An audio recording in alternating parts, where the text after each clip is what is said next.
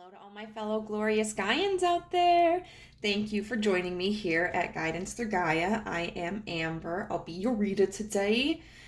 For those of you who are returning, I am excited to have another shot to read for you. And for those of you who are new, thank you for stopping by. I really hope that you find something that you enjoy on this channel. We are at over 200 subscribers, which is phenomenal to me. I never thought that it would really reach this many people in what I consider a relatively short span of time. So thank you guys for sticking with me. Thank you for all the comments, for connecting with me and giving your own personal insights and offering different perspectives. That's really what I do this for, you know?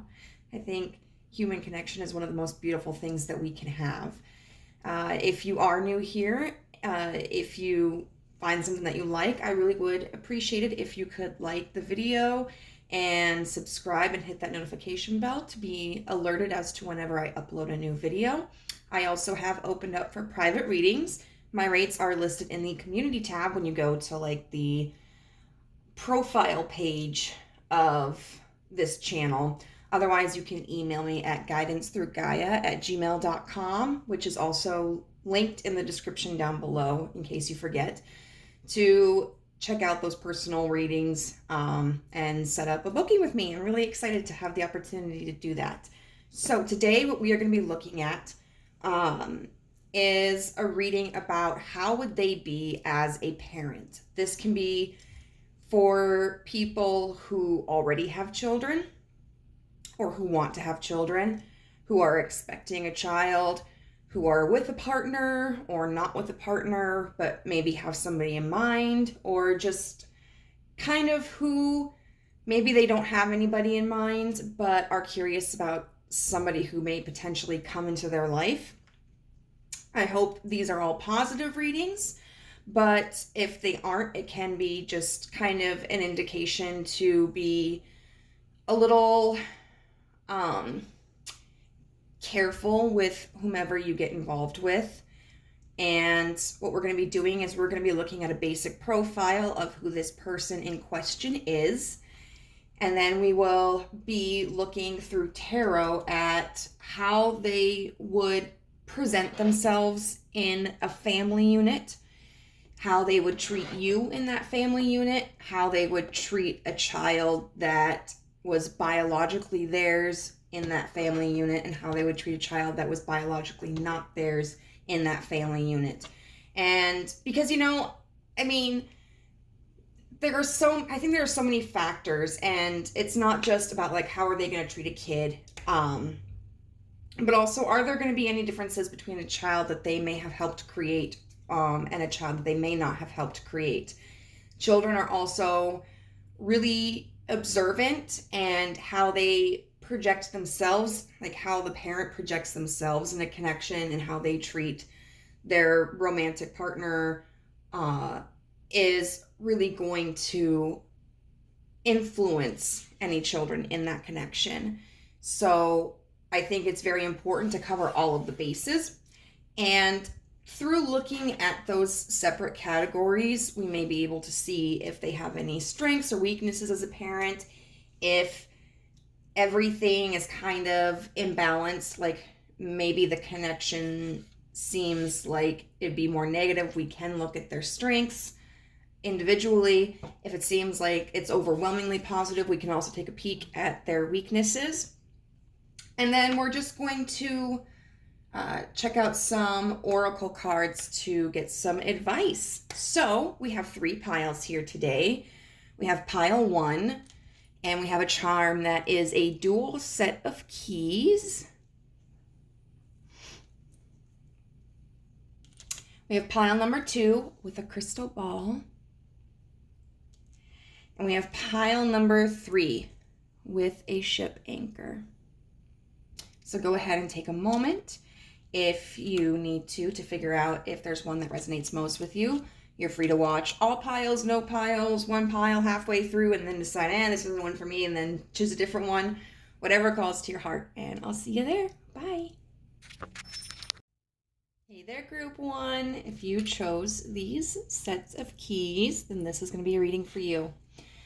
So these keys being together make me think of partnership. I also have another key charm that's just singular, which I would consider more of an independent energy.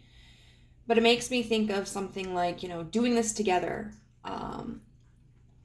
And partnership, as I said, something really solid, like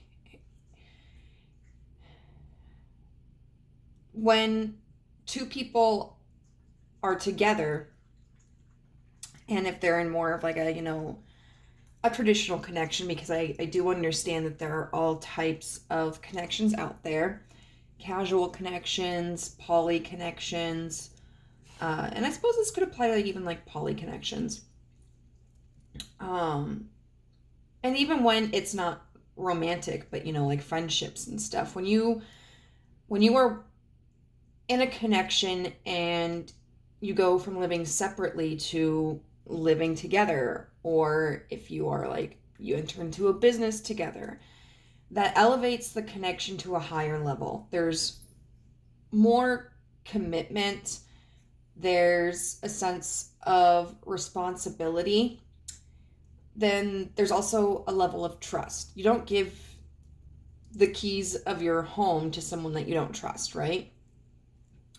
So I think that could potentially be an indication of something regarding this relationship, whether it's someone that you physically are living with, or someone that you will move in with, or you live in perhaps like the same apartment complex, or someone where there's just this deep level of intimacy and trust. So I think that's a good sign for now. Oh, hello, big rock. We'll see how it applies to your situation. So these cards are going to signify the profile of the person that we are inquiring about. And as per the introduction, this could be somebody that you're already with, could be somebody that you know, or could potentially be somebody that could enter into your life. So whatever you feel, like if you feel, however you interpret this is correct for your situation. So we've got Angel. We've got number 15 with retrograde review in reverse. We've got Selenite, clear the clutter. And we have Tiger's Eye, overcome your fears. So I think there's a lot to be said about this person just from these cards alone. With this Angel card and the Selenite, clear the clutter, I do kind of attach that to like Virgo energy. There's this Angel that is oftentimes like an image that represents the sign of Virgo, who's also attached to like Libra. I don't remember exactly what the mythology is, but it was, she held the scales of justice, but then she fell, or she came to earth, or she abandoned her post, or whatever like that, and the scales like left the scales of justice. It's a very interesting myth. Like I don't recall exactly what it is, but and then clear the clutter. Virgos are kind of notorious for being like clean freaks, which as a Virgo sun, not necessarily the case with me. But we all have a bunch of different placements, so I'm sure my occasional messiness comes in somewhere. With the Tiger's Eye, overcome your fears, that does make me feel very much of like Leo energy as well. Leos are often thought of, they're lions, so, not quite a tiger, but a large cat. But Leos are often represented by like strength and the concept of courage. And so those may be placements like in this person's chart, or it may not, it's not something to take as an absolute. With this Angel card, though, I do feel that this is someone who is very protective and someone who does have a strong sense of justice, judgment too, if we're a Virgo. Hello, sorry to admit my own faults.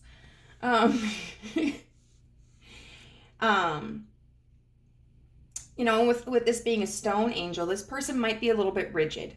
This card does talk about an angel only being willing to help someone who is willing to also help themselves. If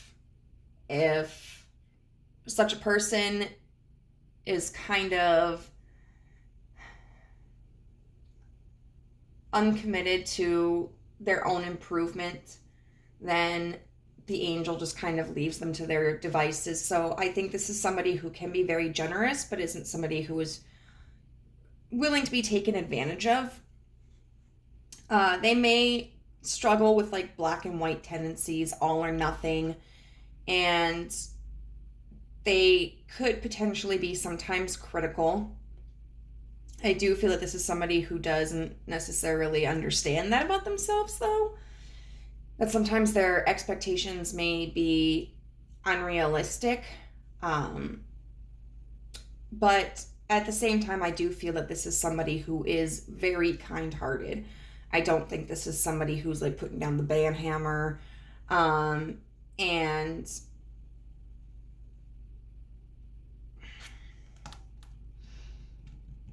being harsh towards someone, like demeaning them or anything.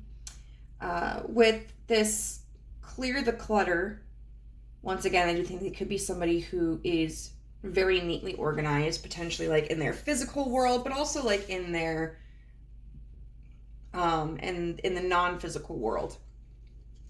Maybe like organized with their relationships, organized with their time, organized with their own identity, like kind of just categorical in a lot of ways.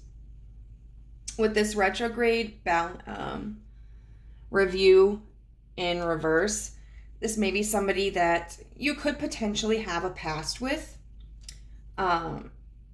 But this could also just be an indication that this person has a difficult time of letting things go. Retrogrades are often associated with providing us the opportunity to learn to overcome circumstances that are holding us back. Kind of like, you know, we talk about review here, things that we have learned, difficulties that we've gone through, relationships that are no longer beneficial for us or healthy for us. And they really challenge us to give us the opportunity to overcome them. This may be somebody who has held on to relationships or to habits or to like job opportunities or whatnot that, you know, for far too long.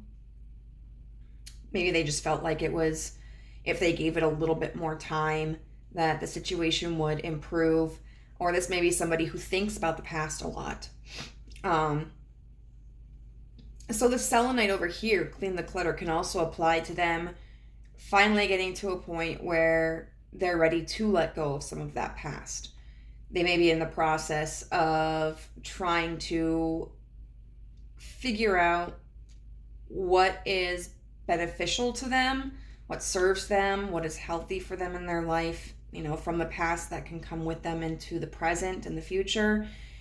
And what isn't beneficial, what isn't serving them, what is harmful and holding them back, and really being able to let that go. Which I think ties in with this tiger's eye, being able to overcome your fears. This person may have a strong attachment to things in their past and may have that fear of letting things go. It could be like because of a fear of failure. Like if I let this go, if I let this job go, if I let this project go, if I let this relationship or connection go, then, you know, I can never see that there's never a chance to like improve. I can never find out if things could have been better, because once you let something go, this was an interesting commercial I heard on my radio this morning. And it was like, once you let something go, that's it. Like, it's final. when you stay attached to something, there's always that possibility of it working out. And so sometimes that can be the reason why we stay attached to things. And it can take a lot of courage to be somebody who changes, with this angel card and it being in stone, it does feel like this person doesn't necessarily change a whole lot, but they may be in the process of trying to do so, which, as somebody who doesn't like change, that is difficult, that is hard, and it's scary because like you're so used to who you are and you know what to expect when you maintain a certain lifestyle or mindset, but when you begin the process of being willing to open yourself up to new possibilities and new ways of living, the future is unknown, and that does take a lot of courage. So what we're going to do now is we're going to get into how this person would present themselves in a family unit, how they would treat you, how they would treat a child that was biologically theirs, and then how they would treat a child that wasn't biologically theirs. Overall, I feel like this person seems like a pretty good person. I could see there being some challenges there, being in a partnership, especially with the family, because there may be a difference of opinions and it may be difficult to come to a compromise that works for both of you on some levels. But overall, I feel that if this person is mature enough to remain open-minded and communicate, that I think they could be a very good partner and parent. So, how would this person present themselves in a family unit?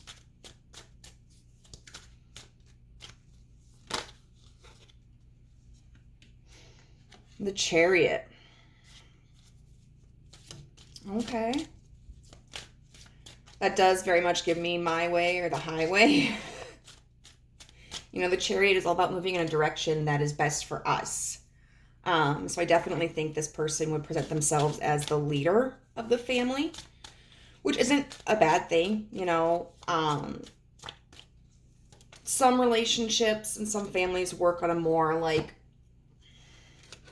equal setting, and some relationships within a family unit work better if there's like a pack leader. So let's see what's come next. The Ace of Swords in reverse and Temperance in reverse.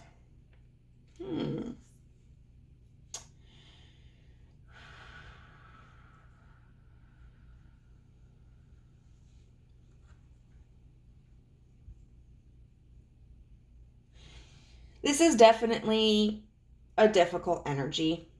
This is definitely somebody who would present themselves as the leader, and it's kind of it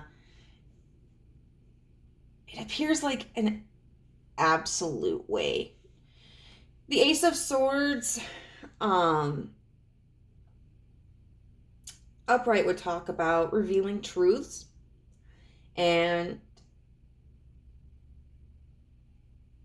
kind of like beginning conversations, but the Ace of Swords in reverse in the situation is kind of giving me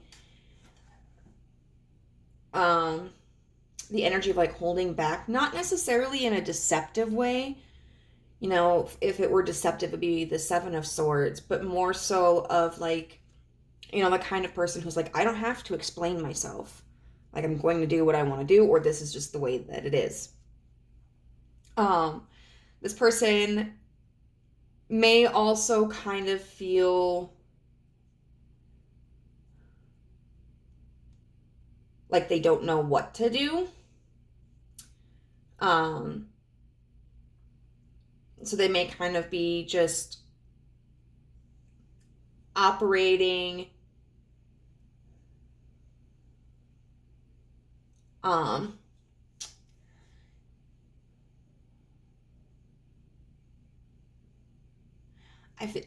there's how do I want to put this?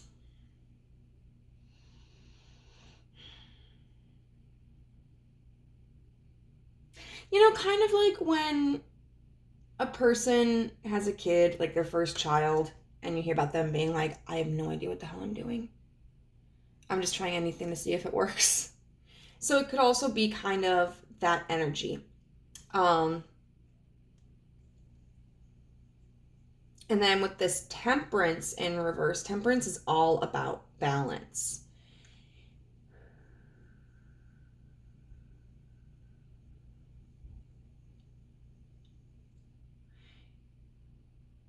And so to have Temperance in reverse as to how they present themselves in a relationship. This is somebody who, once again, may be very black and white.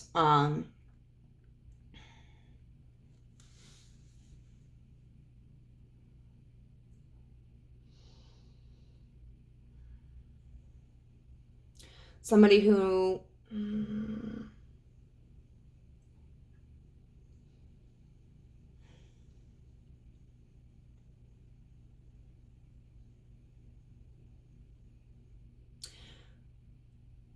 probably can be, when they're happy, they're happy. When they're angry, they're angry. And they may have a difficult time regulating their emotions.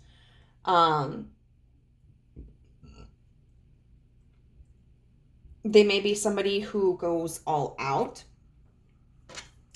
This could be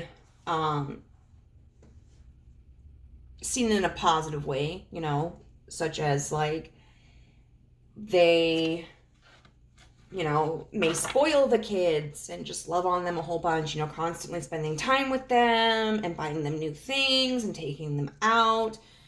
They could also be somebody who is a very over-the-top partner, like they're just showering you with affection all the time.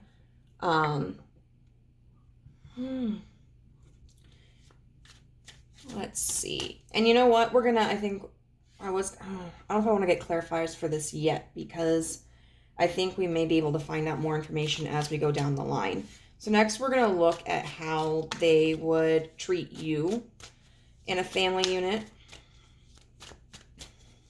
What kind of partner would they be to you? How would they treat you? The Two of Wands. Oh, yeah, see, there we're getting the passion. To me, this talks about a creative partnership. I think that this speaks of they really will enjoy spending time with you. They will want to create with you. They may even want to travel with you. And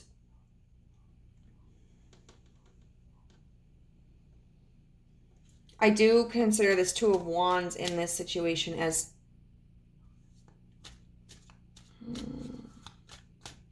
let's see.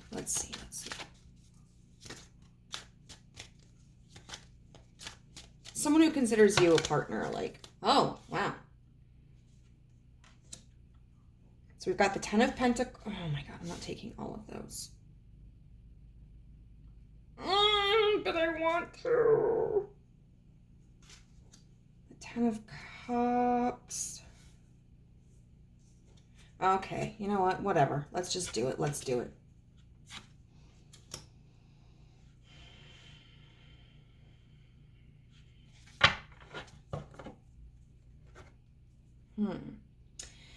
So, how they would treat you in a partnership. We have the Ten of Pentacles. So they would definitely provide a lot of stability. The Ten of Pentacles is about being grounded, total security. So I think they would work hard for you. And they would really try to help create a foundation that is stable and provides for you. The Ten of Cups in reverse. I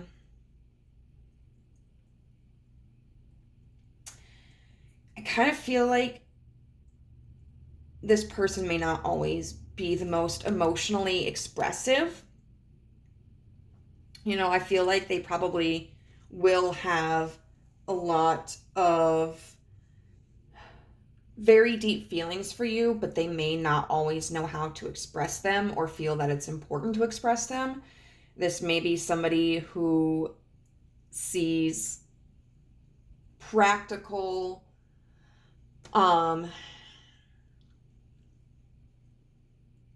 practical matters as more important in demonstration of love and commitment than emotional matters.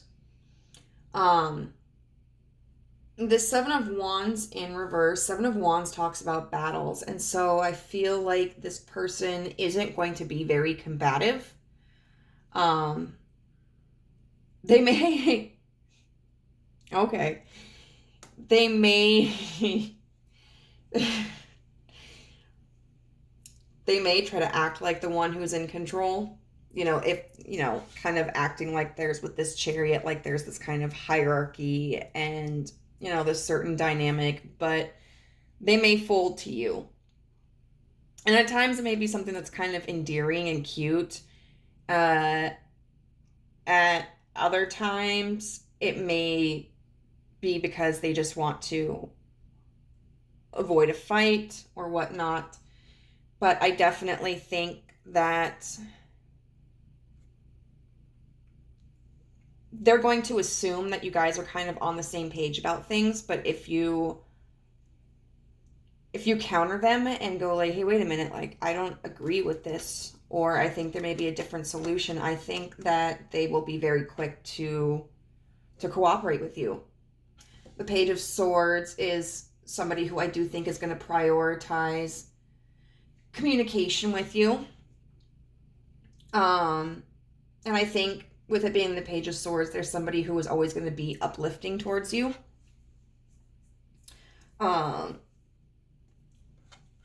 Somebody who doesn't speak ill of you, doesn't tear you down, doesn't talk to you as if you are lesser than them. And then the Six of Cups, I think, is, even though they may not always be the most emotionally expressive, with the Six of Cups, I do feel that there's a sort of like sentimentality that they're always going to have with you. And once again, the Six of Cups kind of makes me think of like the retrograde in reverse card about maybe you guys are already connected, but and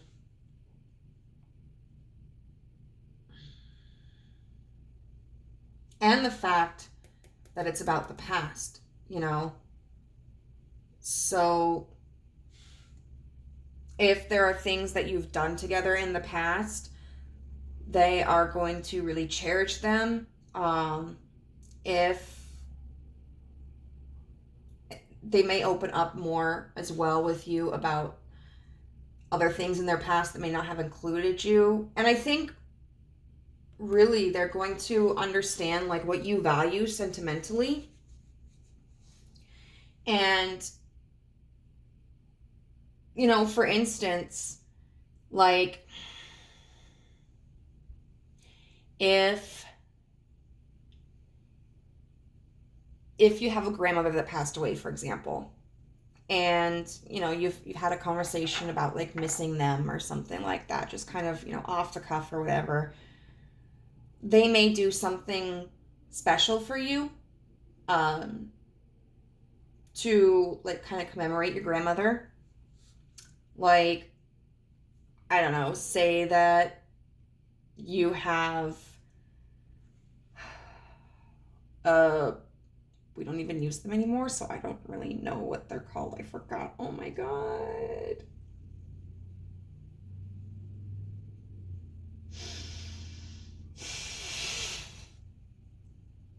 A photo. I can't believe that I have forgotten the word for this. Just because a photo album. I was going to say a picture book, but that would be kind of a different thing. Maybe you have like a photo album that you kind of just like have in a drawer somewhere, and they may take that one day and they may find some of the pictures that are with like you and your grandmother or something, you know, when you were kids, or like when you were a kid or whatever.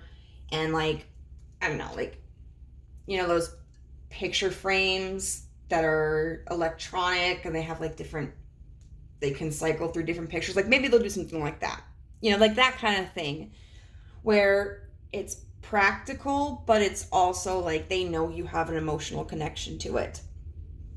So overall, I think this is going to be a loving person, you know, and they are really going to kind of consider your needs. So how would they treat a child in this connection that wasn't biologically theirs?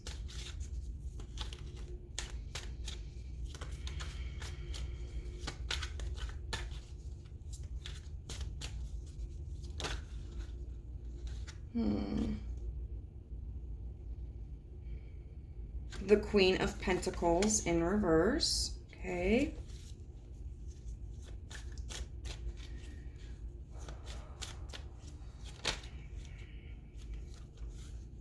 The Queen of Cups upright. Okay, I gotcha. And then the World in reverse.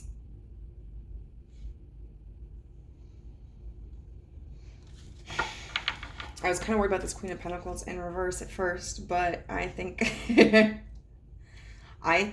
The Queen of Pentacles, this is an interesting Queen of Pentacles too. Because in this Queen of Pentacles, like, she is doing everything. Like, she cooks, she cleans, she's nursing the baby. The Queen of Pentacles upright is a very, very generous queen. So, but in reverse, we can talk about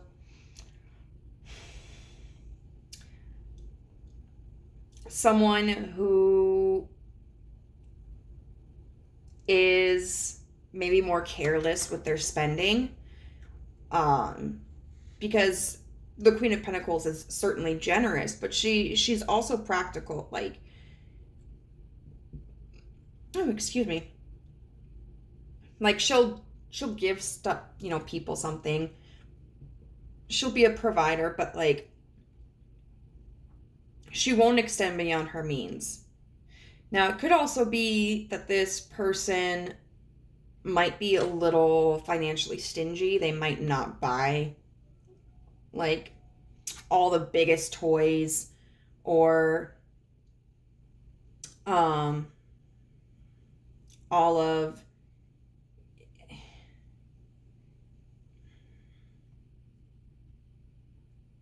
they might be somebody who really encourages like this child to kind of earn money. Like, hey, if you do the dishes, I'll give you $2. Or hey, if you get all A's and B's on your next report card, I'll give you $10. Because I do think this person is going to kind of have this desire to raise a child in a way where they can fend for themselves. But we've got the Queen of Cups here, which is very interesting because it seems like maybe with you and maybe the way they represent themselves, they may not be as emotionally expressive, but with this child that isn't biologically theirs, they've got the Queen of Cups. Like, the Queen of Cups is like one of the most nurturing mothers, you know. So with it's so interesting because with a child that isn't theirs, and I think this is a really good sign, they're in like this super feminine energy, you know. And the Queen of Cups is going to be somebody who like reads to a child at bedtime, who holds them when they're crying, who showers them with kisses and tells them that they love them all the time. And I think that is amazing. And then we've got the World in reverse. So the World in reverse can talk about cycles that are incomplete. And so in a reading, it might seem kind of strange, but what I feel like this is saying is that, like, just because this child is not biologically theirs, that doesn't define what the relationship is between the two of them from their point of view. Like, as far as they are concerned, there is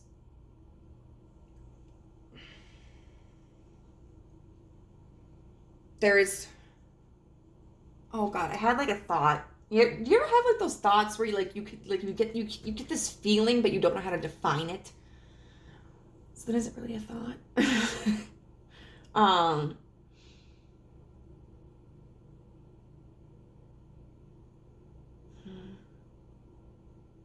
There's room. I just keep thinking of like there's room to grow. You know, because some, like, for instance, like step parents may have this really rigid definition of their connection with their stepchild, and you can feel it is so thick in the air. But it feels like this person is willing to, like, allow this connection to expand. You know, whether this is a child that isn't theirs, that's a toddler, or 5 years old, or 10 years old, or 16 years old, or however old, like, they are open for this connection growing as much as it can. So I think, oh my god, guys, can you send me this person, and how would they treat their own, oh my god.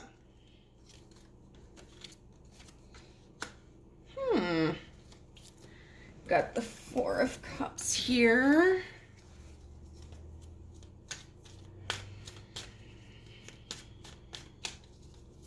How would they treat their own child? The Ace of Cups and the Six of Pentacles. So I definitely do think there's going to be a little bit of a difference here as to how they treat a child that comes from their own biology versus a child that comes outside of their biology. So we have the Four of Cups upright, which talks about like emotional withholding. The Ace of Cups in reverse, which is like not creating this emotional connection. And then the Six of Pentacles upright. So I think this is definitely one of their weaknesses. This is a challenge that they would have to face. I definitely feel that there is love for a child that comes from them, as there is for a child that doesn't come from them, but they are more focused on the practical aspect of it. We got the Six of Pentacles here, which is all about like equal give and take, you know, share. And I think they would kind of have higher expectations of a child that they helped create than of a child that they didn't help create. But this is going to be kind of a parent that is like,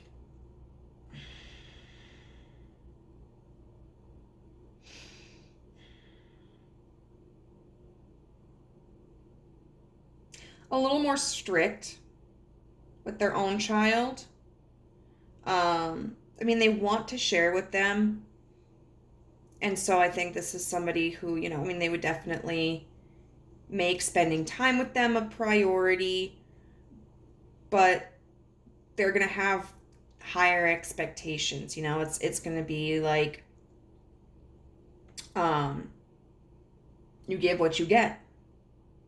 And I think, honestly, what the difference here is that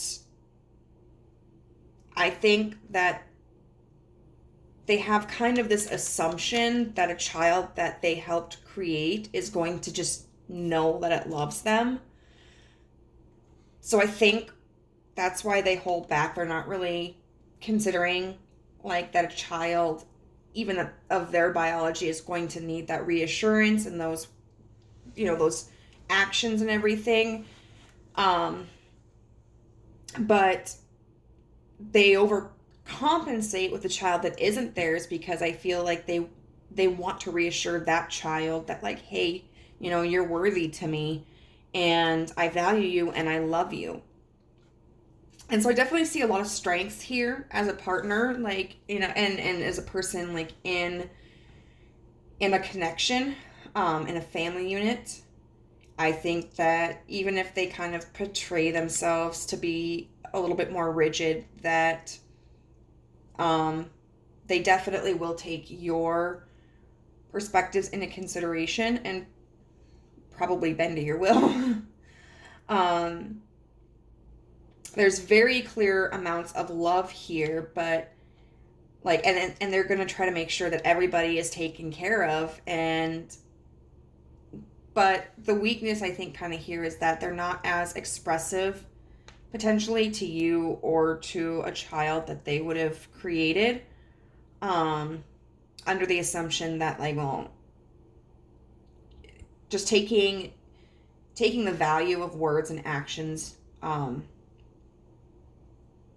for granted, and that they would drastically emotionally show a difference towards a child that wasn't theirs, because they would want to give that reassurance. And even though that's an interesting thing, because a lot of times we may see this switched, you know, where their child may get all of, like, this love and showering, and then a child that isn't theirs kind of gets that, like, lack of emotional connection. It still runs the same risk of, like, creating tension here if this becomes a mixed family. So that's something, definitely, if this is someone you're with, or may come into contact with, that may be something that you need to talk to them about. And I do feel, based upon this energy, that through conversation and through time, this is something that they would be willing to work on, and that they would really hear you out. So we're going to look at some cards now for your advice, but I kind of forgot to read them on my own before I started this because I was so excited. So we're just going to read from the book, because I do feel like the words in the books sometimes offer me perspectives that I wouldn't normally have of myself. So we have use your personal power. Which is being your power. Release your creative energies. Make use of them in your life. New love. And then flights of fancy. So I'll get to this one in a second. And this flights of fancy is just a category on this card. But we have use your personal power, and then release your creative energies, make use of them in your life. So I really feel like this is kind of advice for you that is meant to help you. If you haven't met this person, definitely get you into a position of meeting this person if you would so like. You know, I think this seems like a pretty cool person, but who just needs a little bit of, needs someone to kind of help balance them out and offer different perspectives. I think this is also encouraging you with the use your personal power. Like, if this person behaves in a way within the family unit or externally, you know, whatever. But since we're talking about a family unit, that you feel isn't appropriate, whether completely or at least partially, this is definitely, like, this is the powerful woman stance of, like, honey, we're going to talk about this. Whether you're feminine or not. But, like, you really think that was a good idea? Do you? So we're going to see what the book has to say about it.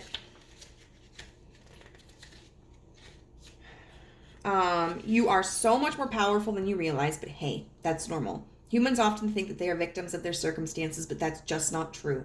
You have the power to recenter your thoughts, actions, efforts, and energy to create miracles. Say it louder for the people in the back. Whether you are dealing with other humans or the universe at large, there is never a good reason to relinquish your power over to others. When you do, you are giving that person permission to do whatever they want with your energy, and you allow yourself to be a victim without any personal responsibility. No thanks. That said, just one being can never fully control any situation, nor should they. Which makes me think of, like, this Two of Wands, this partnership. And sometimes you might have to step in with this person and go like, hey, hello, I'm the other half here. And I have thoughts. So look for the places where you have more control in your circumstances than you originally thought. Where can you communicate better? Where can you interrupt an unhealthy pattern? How can you draw stronger boundaries? How can you use your power to support others? Notice where you can consciously and kindly interject your power into this situation and take back command. P.S. This includes reclaiming your spiritual powers and using them in a new and profound way.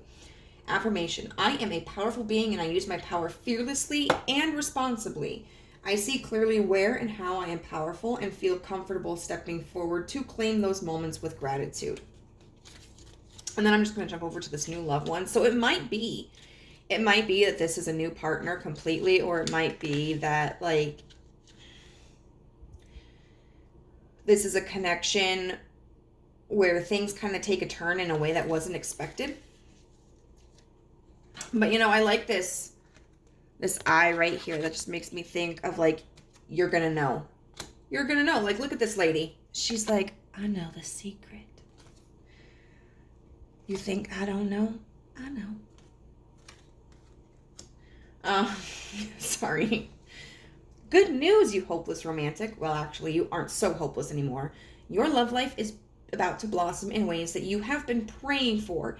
If you are currently single and ready to mingle, this card appears to let you know that true love is on the horizon.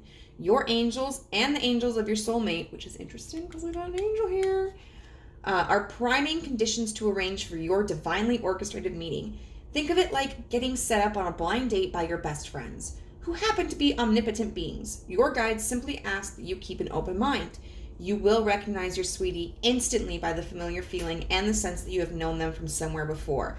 And you know what? The Six of Cups card can be soulmate energy. So I'm kind of on the fence about, like, past lives, but I mean, they could exist. And if they do, this may be somebody that you've had previous reincarnations with. Also, it could just be somebody that you have, like, a really strong spiritual or soul connection with. If you are already taken, this card brings a possibility of two meanings. It may first offer an important message about a reawakening of love and a profound deepening of love with your sweetheart. It may also be confirming what you already know, that it's time to let go and open up your heart to new possibilities. Don't let fear dissuade you from allowing yourself to be swept up in a swirling swell of amour. You deserve the highest level of love and devotion, and your angels are ready to help you embrace it. I am open to giving and receiving love in its highest form. I embrace a soulmate level love and move with peace and comfort through any changes necessary to align me with this love. Woo! And then we have number 7 with release your creative energies.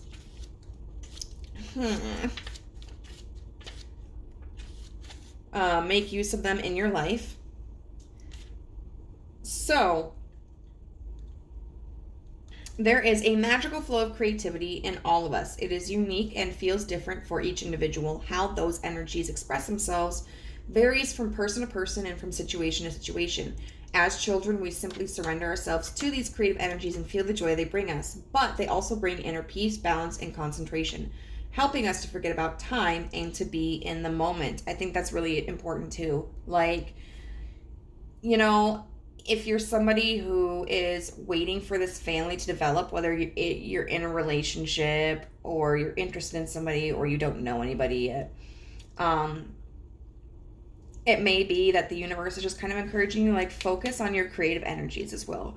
Put your time into something that will help you distract from, like, your longing for this, because it's important.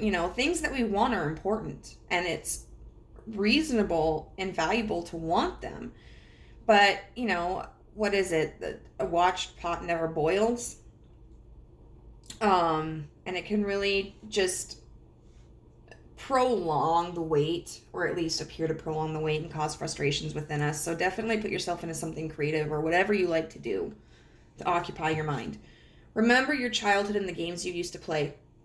You are so in touch with the imaginative side of your character. Do not use your creative powers in the hope of achieving recognition and fame, since they will simply flow away from you and into others instead. So I think especially this is talking about, like, don't try to focus on something just because you think that it's going to be the thing that draws in all of this.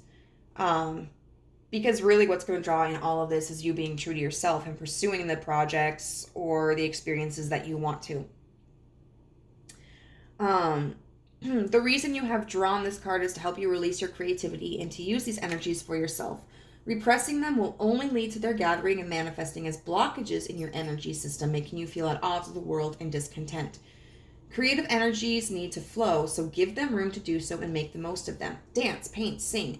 Do not waste this gift. It will inspire and raise you to levels of which others can only dare to dream. Devote yourself entirely to your creativity. In such moments, you can be very close to the divine source and feel its eternal love within you. Whatever kind of work you do, find some time to be creative now. This is of great importance for your soul path and will bring you healing and peace. Your helpers for the next 21 days. The power animal is the hawk. I mean, these are things that maybe are signs for you, maybe not, or could be things that are good to look up. Herbal essential oil, grapefruit, healing crystal, cat's eye, red tiger eye, and guess what? I mean, I don't think this is the red one, but we have tiger's eye right here. Like, how stinking cool is that?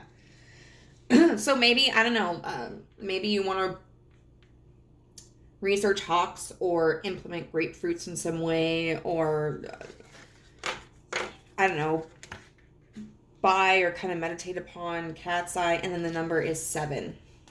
And then we've got this card.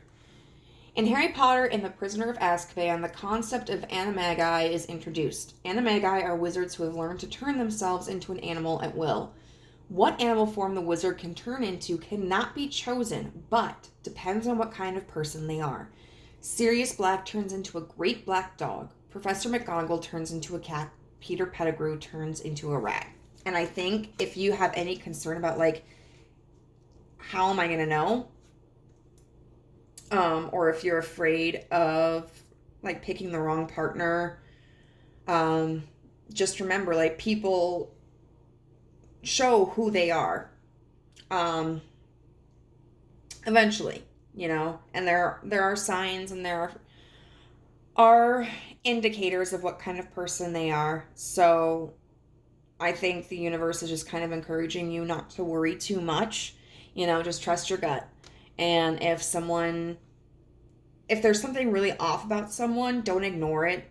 It can be really easy to do when we have an attraction or an interest in someone, or deep feelings for them, or we want to come into a relationship or build a family. But if you get something negative in your gut, listen to it, you know, but don't worry about, like, if you're going to miss a good person. You know, just pay attention to who the people are, and you'll find this person, you know. So this actually looks really good, and I'm super excited for you, pile number 1. If this resonated with you at all, please let me know. I would love to read your story, or if this is someone that you would be interested in. Comments are like my favorite part of doing this. So I hope you enjoyed this, and I'll see you in the next reading. Bye. Hey, group 2, if you chose this adorable little crystal ball charm, then this is going to be the reading for you. So crystal balls, to me, sorry, it always makes me worry that this base is going to come off of it. I wonder if I could use this as a real crystal ball. Probably not. Crystal balls for me are about mysticism, questions, but also in trying to find the answers to those questions. It is about looking into the future, the possibilities, and connecting with our higher self. So let's see what profile we have for your person. Now remember, this could be somebody you're already with. This could be somebody that you like and knew, or just know in general, or this could be somebody that may just be coming your way. So let's get into it. We have Mooncat, and I know, like, I don't even watch. Excuse you. You, huh? Small dogs, I tell you. I don't even watch Rick and Morty, but this makes me think of, like, the sun screaming. So we have Mooncat. Then we have 19 with Moon Perception in reverse. Okay, and then we have Sodalite, Speak Your Truth. So it's very interesting that we have two moon cards here. Moon is ruled by Cancer, or Cancer is ruled by the moon. I don't remember which way it goes. It doesn't matter. Cancer, moon, boom. There you go. So right off the bat, this person, I feel, is someone who is very intuitive, someone who is very emotional. But with this moon in reverse, sometimes they may not always be in touch with their emotions. They may feel that kind of like maybe they have to tailor their emotions down, or maybe they were taught that it wasn't proper to express their emotions, especially if they are a masculine person, that perhaps the best way to make decisions was logically.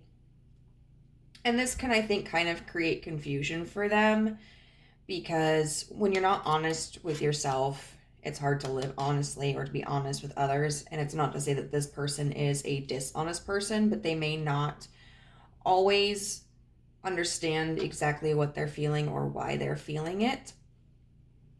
But I do think that they are a big daydreamer, somebody who is curious. Curiosity killed the cat, but satisfaction brought it back. And they're always interested in... excuse me, I felt wide awake before doing this. But they're always interested in exploring. They may be somewhat of a loner, especially if they are like repressing emotions. Cats tend to seem more like solitary creatures. And with this Mooncat card, they may be eccentric. But the card specifically does mention that there are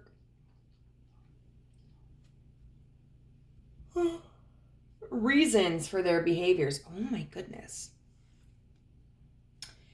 And cats are able to see in the dark. So even if they're not able to really express their emotions at this point in their life, if they haven't really gotten in touch with the meanings behind their deeper emotions, I think this is somebody who is able to kind of see through illusions, at least in others. And they can see things like in ways that other people may not be able to, with very like abstract thinking. They may have like a resting bitch face, but I think that may be one kind of just a way for them to mask, because they are sensitive to rejection and to the fact that they stand out amongst the crowd and have not always been well received for it. But it may also be like sometimes they're just in really deep thought. With the Sodalite, Speak Your Truth, I think they are somebody who accepts everybody for who they are and wants to promote people being very honest, but has not always felt like they were accepted for who they were, and may sometimes struggle with communicating their truths. They may be more agreeable to kind of keep the peace, or they may just not say anything. They may avoid conflict. But I think this is something that they are working on. So, and it could be, you know, whoever this is, maybe representing like, you know, a bunch of different people at a bunch of different times in their lives.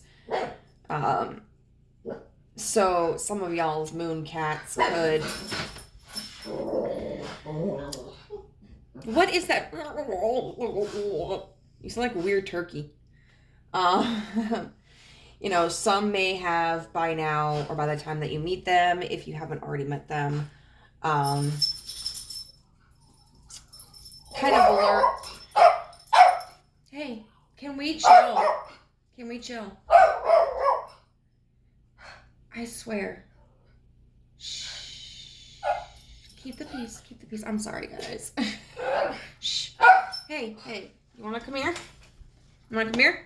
Come on, Jack. No. Oh, jeez. Come on, Jack. No, Diamond, you're being quiet, so you don't need attention right now. Jack. Okay. So, say hi. Maybe this was a bad idea because we're right next to the window. Enough. Okay, I'm gonna stop this for a second. Okay. That was like 5 seconds, but whew. Anyway, I kind of lost my train of thought now. Oh yeah, they may be somebody who, if you haven't met them, by the time you do meet them, has learned how to better be their authentic selves, or they may still be insecure and hesitant to reveal like their personality and their interests. But I definitely feel that this is somebody who is working on their confidence and somebody who really wants to encourage people to be true to themselves. So, we'll get into the tarot now. So we're going to be looking first at how they present themselves in a family unit, how they treat you in a family unit, how they would treat a child that wasn't theirs in a family unit, and how they would treat a child that was biologically theirs. I feel like, you know, that offers a pretty well-rounded perspective. And children learn, you know, and develop and form relationships, not just based upon how someone treats them, but how they observe those people treating each other and themselves. So, how would Group 2's person represent themselves? The Wheel of Fortune in reverse. So that gives me kind of like wild card energy.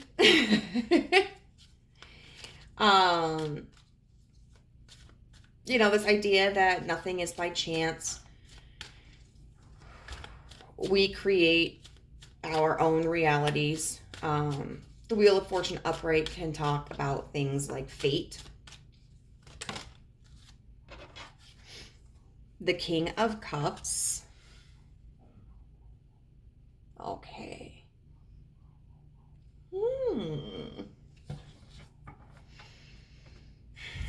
I would say, depending upon where this person is in their journey, with the King of Cups upright, they may be able to present themselves as somebody who is openly communicative. More so, however, this card is demonstrating like this emotional balance. Which I think is something they haven't always been good at, and maybe an insecurity. Perhaps by this time they are better at maintaining their emotional regulation.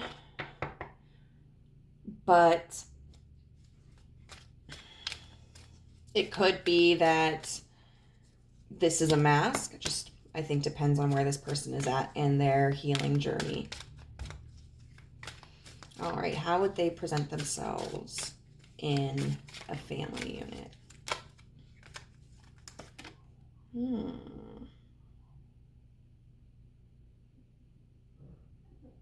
A Six of Swords in reverse. So they may have a little bit of a pessimistic side. If things seem difficult, they may struggle to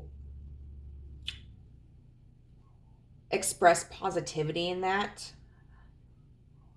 They may not necessarily be as like solution oriented as they are maybe problem oriented. But I also want to say, I think with this Six of Swords in reverse, it's talking about how when times get tough, they aren't going anywhere. I think that's also a really, really big interpretation that's possible for that card. Because this is the Six of Swords is all about travel and moving from a negative situation into a more positive one. But I feel like with this Six of Swords in reverse,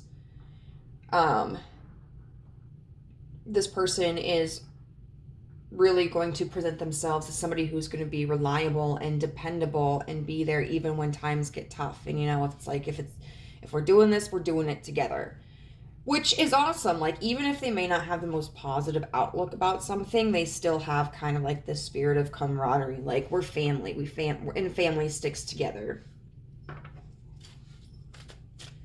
So let's see how they would treat you in a family unit. And I mean, like, if you're already with this person, this can just be kind of confirmation that this is the right pile for you. So how would they treat group group two, sorry. How would they treat group two? Wow. The moon. So far we have 3 cards that are directly tied to the moon. And this moon card always makes me think of Sailor Moon, like specifically, like this is Sailor Jupiter during like a sequence. The moon is all about secrets. The Four of Pentacles in reverse. And the Ten of Swords. I mean, the Four Pentacles. Why did I say the Four Pentacles in reverse? The Four Pentacles upright and the Ten of Swords in reverse.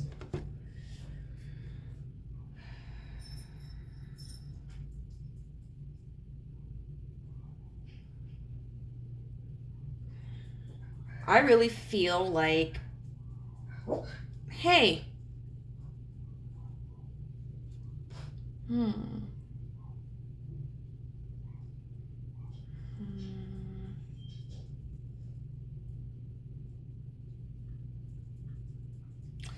It's kind of interesting, you know, I feel like on one hand, this person might be kind of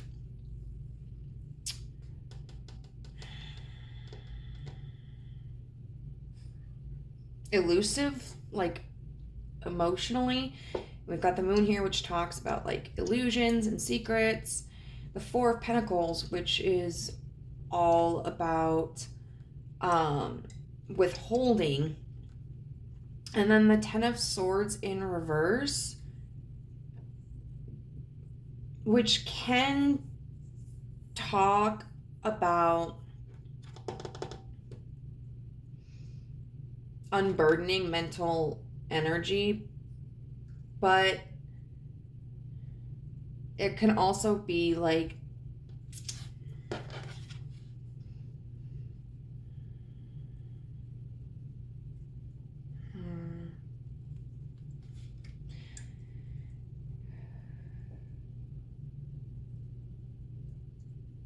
I don't know, like really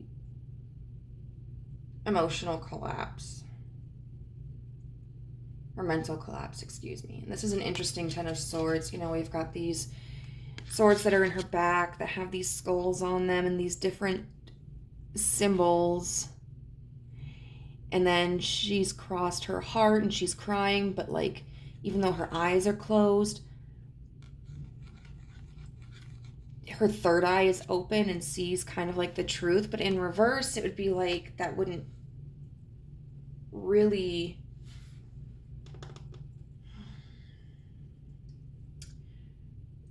wouldn't, to me, in reverse with this card, it's like that third eye being closed too. So this person could potentially end up being like really possessive over you. As we see here with like this Four of Pentacles. And I also feel like they're just going to kind of be mentally closed off to you, because we have the Moon and this Ten of Swords in reverse.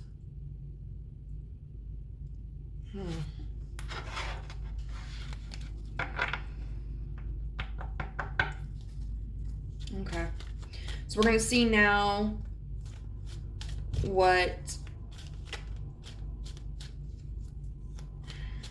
how they would treat a child that was not biologically theirs.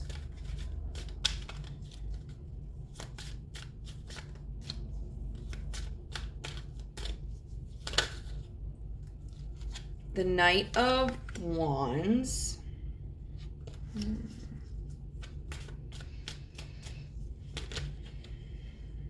The Page of Pentacles in reverse.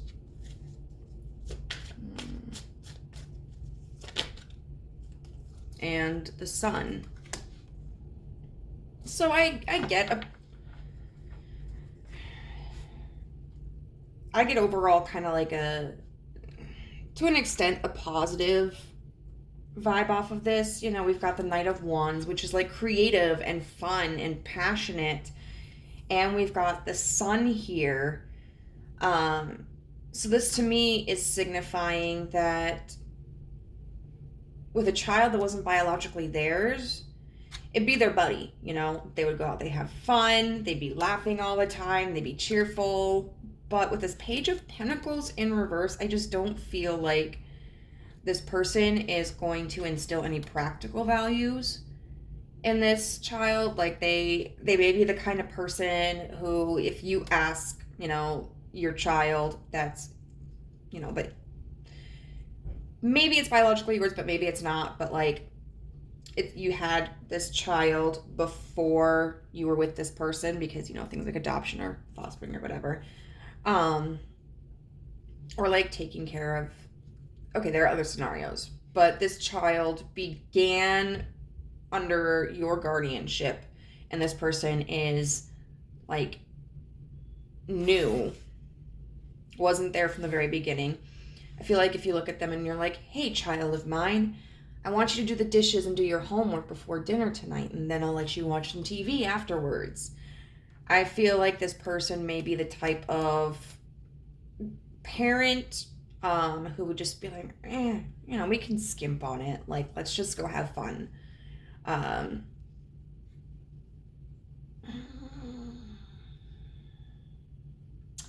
Like the cool dad or mom, you know? And that could potentially be why they act like this too.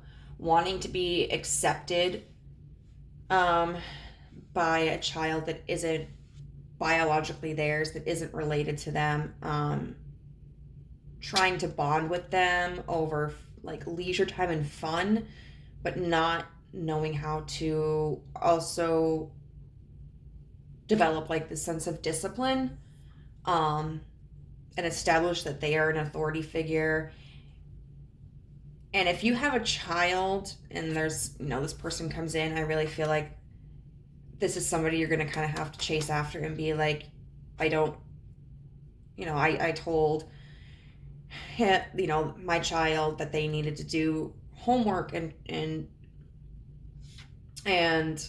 TV, but you let him run off with his friends, or you were playing video games with him all day. Like, I need you to back me up on this. So I feel like that would be a big difficulty. So how would they treat a child that was biologically theirs?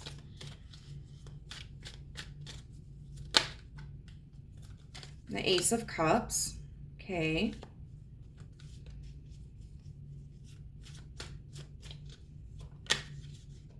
The Ace of Swords in reverse.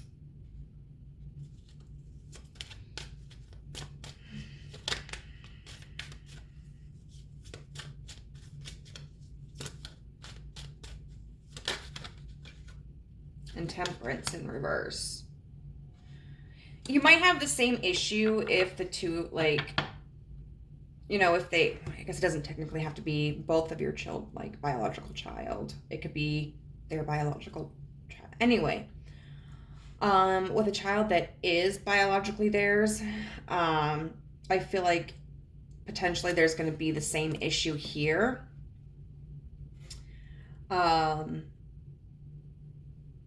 So we have the Ace of Cups, which is great. Like, that's all about, like, you know, emotional connection. So I do feel that for someone who seems to have difficulty expressing and processing their emotions, there's something with a child that they helped conceive that creates in them the ability to articulate a little bit of what they feel. You know, I mean, the Ace of Cups is a new energy. It's a beginning energy. And so what that signifies to me is that this person isn't going to be somebody who, like, showers their child with love and affection all the time and is, you know, coddling them. But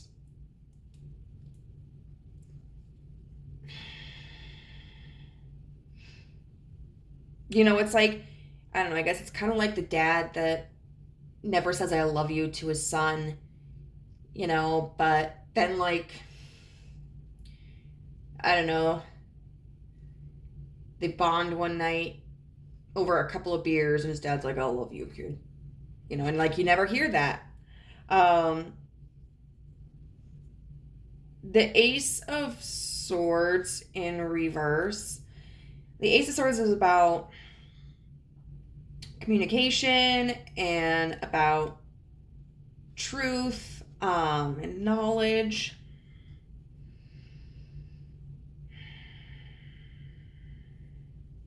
Which I do kind of feel like demonstrates that there's still going to be this air of, like, mystery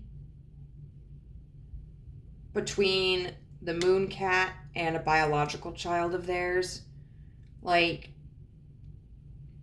they might be able to give soft, you know, like, occasional expressions of love, or demonstrate love occasionally, you know, or you know, other emotions. Doesn't have to be just love. But they may not be the best at talking with the child and bonding with them. For instance, like, my father, I lived with him for the first 11 years of my life, and I knew things about him, but I didn't really know him because he emotionally was just very closed off. He was kind of in his own little world. And so it made it difficult to really be able to be like, you know, yeah, I know my dad. Like, this is who my dad is. And then we have Temperance in reverse. So this is somebody who, you know, we see up here, the King of Cups tries to look emotionally balanced, but this Temperance, it might not be necessarily emotionally, you know, it could be materialistically or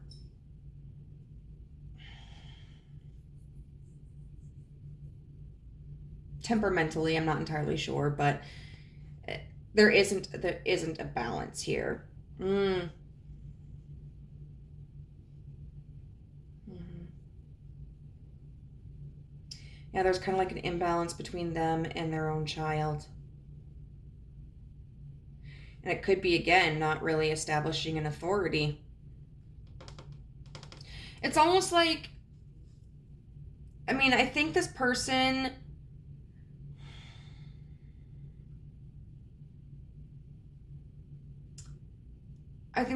is just really insecure. And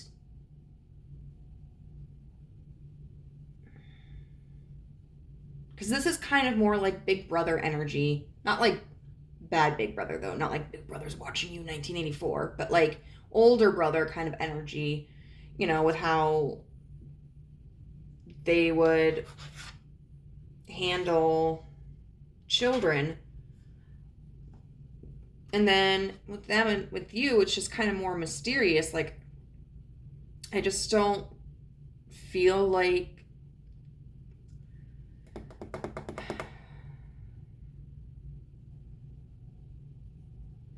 I don't feel like they're going to be offering you much.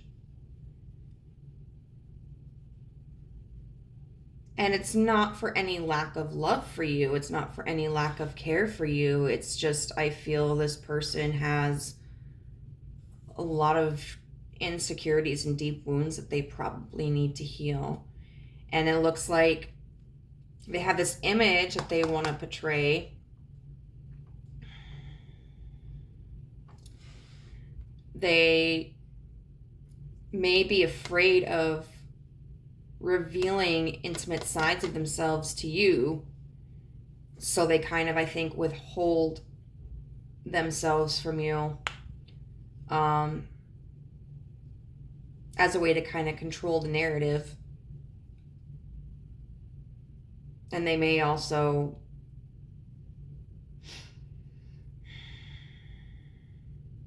be somewhat possessive over you or keep secrets from you. I don't know if they would, I don't know. And then with the kids, it looks like I said, more like Big Brother energy than parent energy.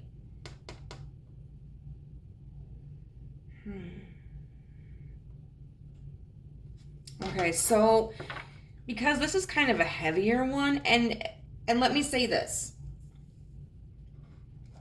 This is just kind of based off of the energy that they're in right now. So at this point, they're not in a position to really be the best partner or the best parent. They need to find this balance within themselves before they can have anything balanced in a family unit. That being said, like, this energy can always change, but at the end of the day, that's going to be up to them. But since a lot of this was kind of like heavier energy, like, even though this is like, oh yeah, they'd be fun, but they're not really going to be someone who enforces rules. They're going to kind of let the kids do whatever they want. I do want to see what's a positive, like, what's a strength they would have as a parent?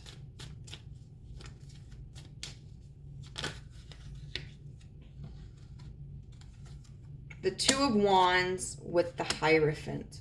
Very committed.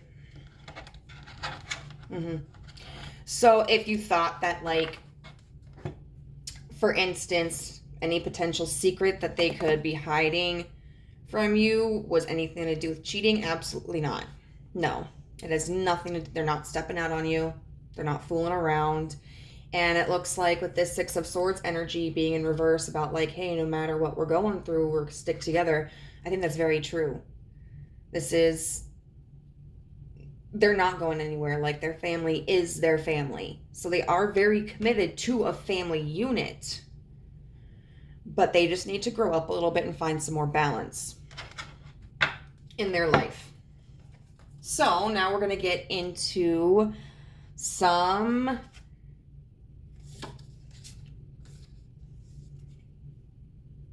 oracle cards.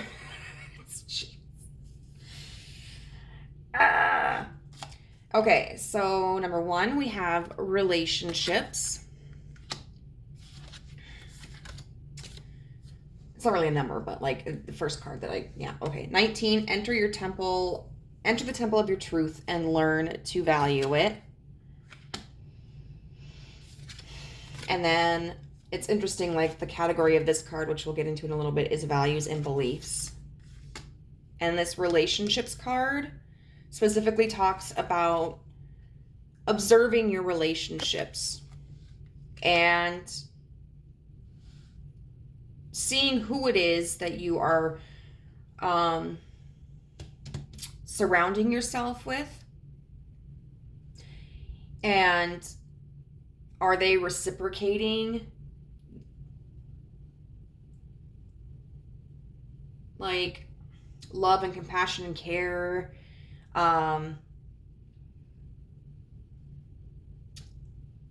It is something to be noted that people cannot always reciprocate evenly. People cannot always match our energy, but we shouldn't always be giving more. It should also be noted that people don't necessarily reciprocate our energy in the same way. I would liken it to the different love languages. And I think it is valuable to learn what each other's love languages are, so that if theirs are different from ours, we might be able to compromise and adjust. Because like, if my love language is acts of service, but I'm dating someone who is words of affirmation, if I never tell them how much I love them and how wonderful they are and how handsome they look and how great they are, I can't expect them to know that I feel that way just because, like, hey, I cleaned their house and I took their car in for a checkup and I bought their favorite meal for dinner, because how they feel loved is differently than how I'm expressing love. So this is really encouraging you to observe your relationships. And if you find that your relationships are taking more than they are giving, that is something that should be kind of assessed. Is it that there hasn't been much communication between you and the other person, so maybe they don't understand the impact of their actions? Or are they taking advantage of you? This is also telling you to take a look at your values and beliefs. And the people in your life, do they match those values and beliefs? We're all going to have differences of opinions. And in a relationship of any kind, it's healthy to have alternate points of views on different things. But there are certain kinds of topics that may be very important for this to be shared for the survival of the relationship and for the health of the relationship. You know, there are people who adhere to like different spiritual or religious backgrounds and beliefs who can coincide with each other, and who can respect that their partner has a different religious belief. But are the people in your life, for example, truly respectful, or are they quote unquote tolerant? You know, and you can ask yourself the same thing. Political parties, you know, I mean, if you guys are in different political parties, how do you rectify that? Like, how do you justify that to yourselves? You know, are you both maybe just more moderate, but there are certain aspects of each party that you identify most with? Or is it that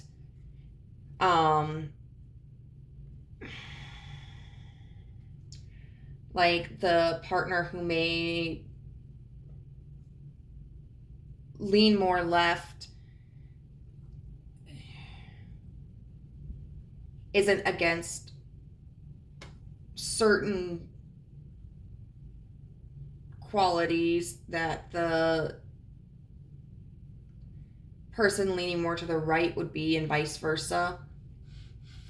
You know, for instance, if you have in America, you know, a Republican and a Democrat together, maybe the Democrat doesn't want to ban guns, which the Republican is like, Alex, yeah, guns for America. And then maybe the Republican is like, you know, I think women have the right to choose. I am pro-choice. And the Democrat is like, baby, I love you. Thank you. You know, so figuring out really what are kind of like make it and break it, and are you guys on the same page with like the really important issues? And then you have enter the temple of your truth and learn to value it. And it's really interesting that we have like truth over here as well. I definitely do think this is somebody who would accept you for who you are, and maybe you feel as if you have been kind of cast out in society as well, been kind of an outsider, someone that people have perceived as like odd or weird, and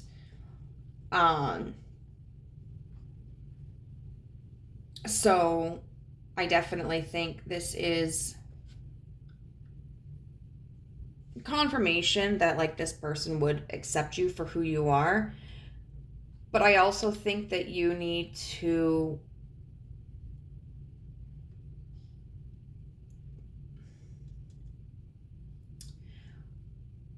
start to come out more, like be your authentic self. And if you are in a relationship like this with this person, and if some of these behaviors bother you, like, hey, I told Jimmy to do his homework, but you let him go play with his friend. It's really important for you to communicate that upsets you, why it was upsetting, and what you kind of need out of a partner. And if you feel like this person isn't opening up to you, or if you're concerned about any secrets or dishonesty or anything, you know, being really open about, hey, you know, I'm worried about this, or I feel like this, and just standing in your truth. Because especially sometimes, like, when someone who is kind of emotionally closed off, and especially if they're really insecure and afraid of being judged, when they're met with somebody who wants more clarity, sometimes they can kind of brush it off and not divulge the answer to the question the other party has, because they're in a situation that makes them feel uncomfortable. And that can cause more tension between them and the person that wants clarity. And depending on the moon cat person, you know, if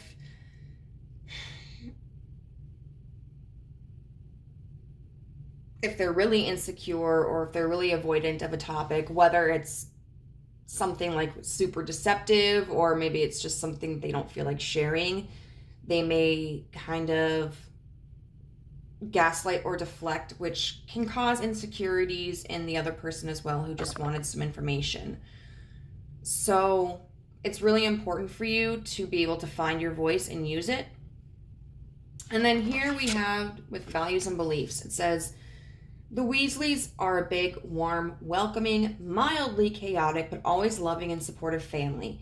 They are a striking contrast to the aggressively normal Dursley family. While the Dursleys value money, convention, and status, the Weasleys value courage, kindness, and loyalty. These values are present in every scene featuring the Weasleys, whether they're supporting one another through various trials and adventures, or welcoming Harry with open arms.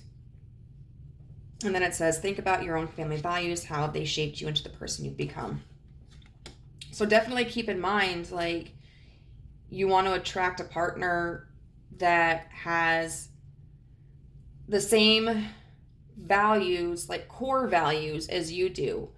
Nobody's going to be a perfect, like,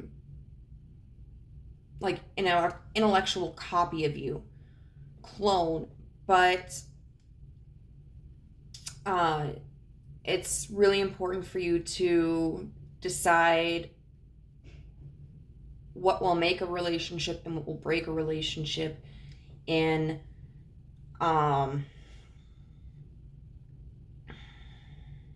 your values and in your beliefs. As for this connection,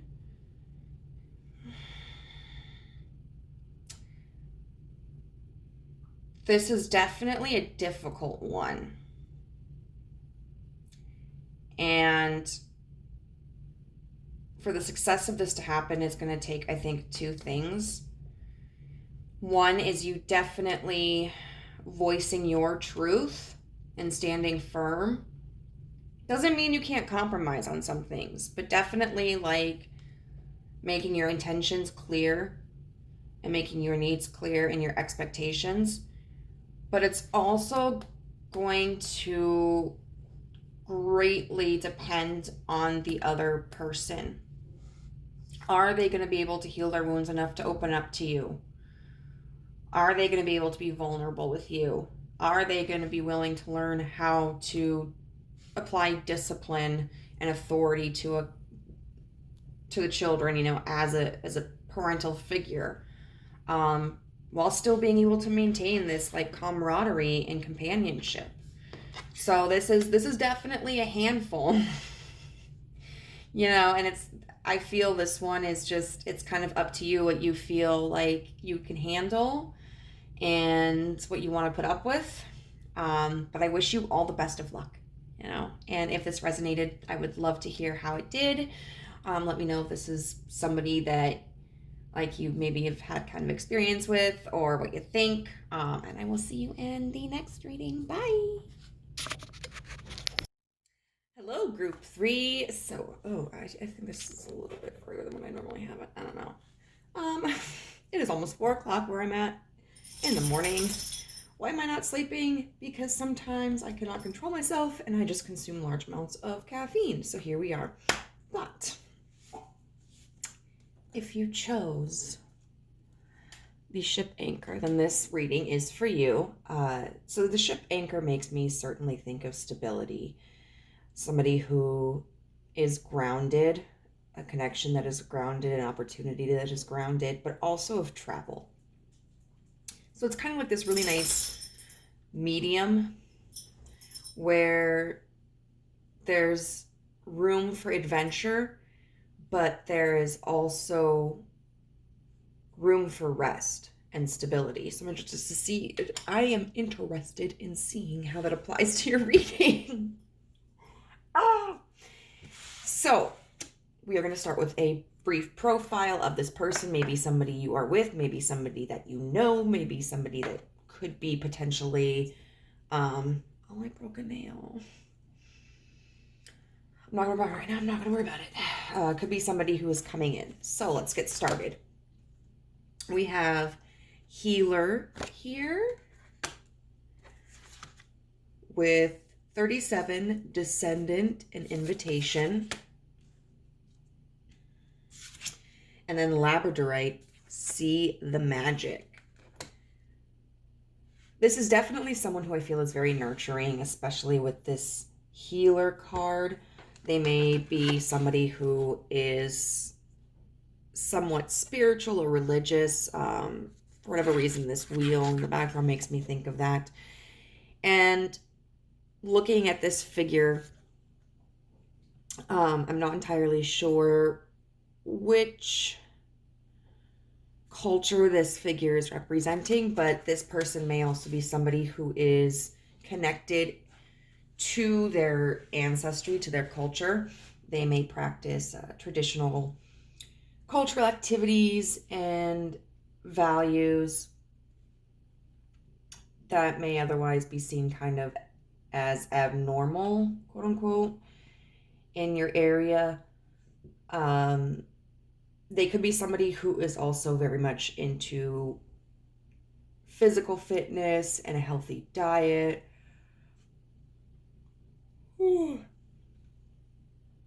But I would almost say not to an excessive level, because they strive to be healthy. They don't strive to necessarily be the strongest or be the most attractive. I could definitely see this person being like a yoga instructor or a Pilates instructor or a dietitian or something of that nature. This card, this healer card, definitely does talk about a balance. And the healer is somebody who finds value in helping others, but they are also very protective of their own energy. So this is not the kind of like healer person who sacrifices their well-being for others. This is somebody who is going to have expectations and is going to have very firm boundaries. Somebody who is not going to enable harmful or destructive behaviors, and someone who's not going to be open to being disrespected. Like, they're not going to tolerate that. This descendant invitation card. So your descendant is opposite of your ascendant, and your ascendant sign, mine is like a Libra, it's what we also call the rising sign, is how we present ourselves to the world. But our descendant is kind of like how we allow people into our world. And so it might be worth researching what their descendant is in their chart, because it may lend you some insight into what connections are like for them and kind of what their expectations are and the like. So the descendant would be the point at which the sun is getting ready to set. And so I feel that this person isn't afraid of dark shadows. They may find like peace at dusk, and they may be somebody who's more of a night owl, but they especially aren't afraid of digging deep into the nitty-gritty of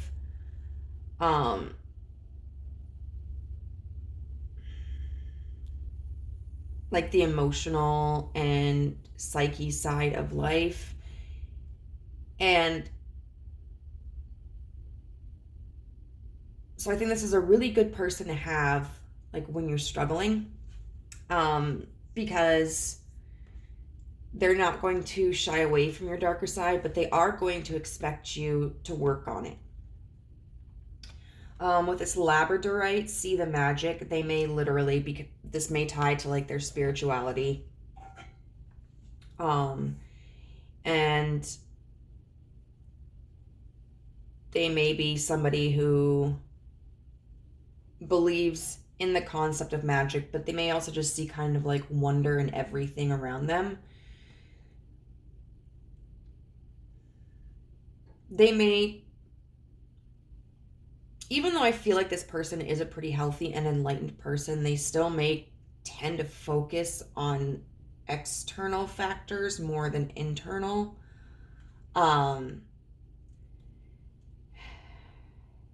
And sometimes they may misjudge their own healing journey.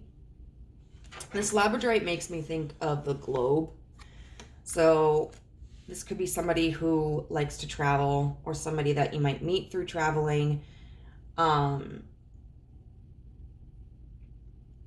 Somebody who comes from a different culture. But yeah, that's what I'm getting. Lots of circles here. So it's like, just makes me think of cycles. So let's get into seeing the qualities that they would have in like a connection in a family unit. So we're going to look at how they would present themselves in a family unit, how they would treat you, how they would treat a child that wasn't biologically theirs, and how they would treat a child that was biologically theirs.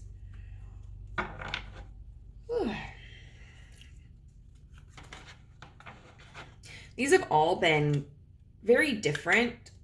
So it's, okay, I say these all. Well, I guess I can say these all for all three of these. For these, but like past two tarot portions have been pretty different. So it'll be interesting to see what happens with this one.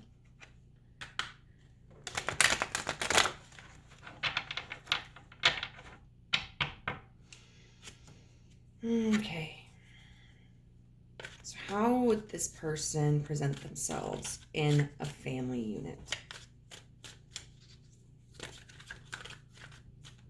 How would this person present themselves in a family unit?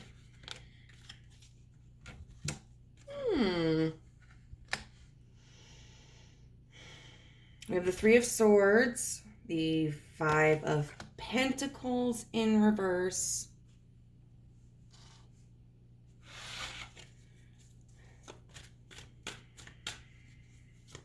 how would they present themselves in the family unit? We'll take it. The Chariot in reverse, and then the Eight of Cups upright. I was getting pretty big guru energy over here, and that's kind of what I feel like I'm getting from here as well. I feel like they're going to be somebody who is very open about their past and their trials and tribulations. We've got the Three of Swords upright, which talks about like heartache and betrayal, with the Five of Pentacles in reverse, which means like starting to count your blessings, because we have, when the Five of Pentacles is upright, it's somebody who doesn't see the value of what they do have and is really only looking at what they don't have. And it can feel really like this ostracization from other people in your life. But when you reverse it, it's really about coming to terms with the past and seeing the value of what's around you and appreciating it. And we have the Chariot in reverse. So it could be that, I think how I'm interpreting this is when we have the Chariot upright, that talks about movement, but a movement that's in a very self-serving direction, which can be fine. Like, I mean, we certainly want to live our lives for ourselves, but sometimes we may take that to the extreme and not be taking others into consideration. And so with this Chariot in reverse, I feel like what this person is presenting themselves as in a family unit is somebody who's turned that around. Maybe isn't as action oriented anymore. In general, they may have found a benefit in stillness. Although I would definitely say this person still likes to travel, but they're more contemplative before they take an action, and they consider more the impact of it on others. And then we have the Eight of Cups, which talks about the necessity of walking away from something that doesn't serve you. And with this door up here, it's like leaving behind all of these spilled cups. There's no ability to retrieve any of that water. It's gone over the edge. And you can either sit there and cry about it, or you can go up these stairs into enlightenment. So I definitely think that this person is going to be very open about themselves, especially their struggles. And try to use that as a way of helping people within this family unit. I think It is very genuine. It might get a little old sometimes though, where it's like, you just have an answer for everything, don't you? Like, or you might feel frustrated and go like, honey, this is like, that situation doesn't even relate to this situation. I know I am somebody who uses a lot of my personal experiences to relate to other people, and sometimes that's seen as like really self-centered or like trying to redirect the attention to myself, and that's never my intention. And I don't think that's this person's intention either. It may be something that if it really bothers you, you have to talk to them about. Otherwise, it may be something that maybe you just learn to live with, and it's kind of like one of those annoying things, but like in an endearing way. So, how are they going to treat you in a relationship? In a family unit?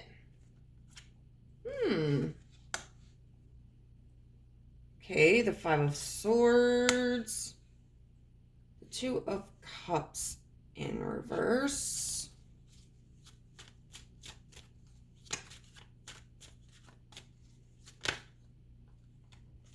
And the Four of Cups in reverse.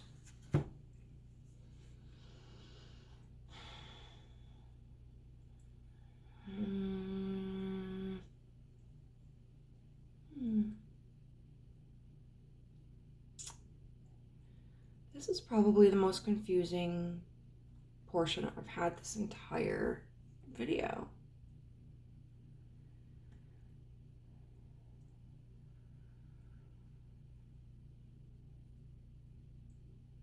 The Five of Swords is like a really mentally combative energy.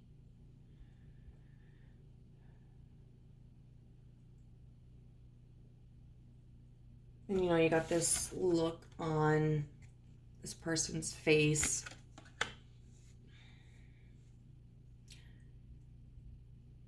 Oh, okay. Well, maybe. We're gonna get some clarifiers on this. The Two of Cups would be like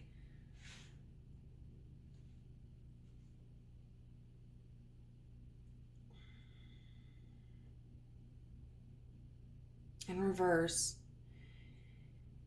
would be a lack of an emotional connection or like not making a decision. And then the Four of Cups in reverse would talk about typically like removing a block. Okay, I had a card just fall out. Where are you?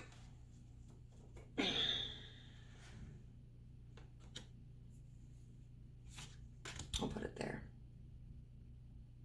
Maybe.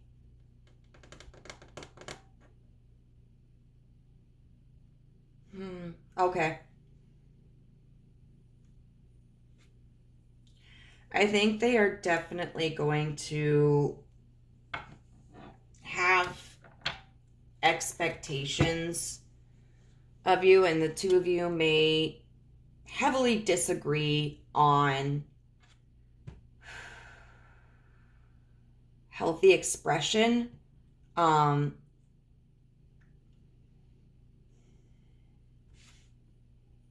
we got this Eight of Pentacles here, which is about like mastery and hard work. And there's a point where it's like, to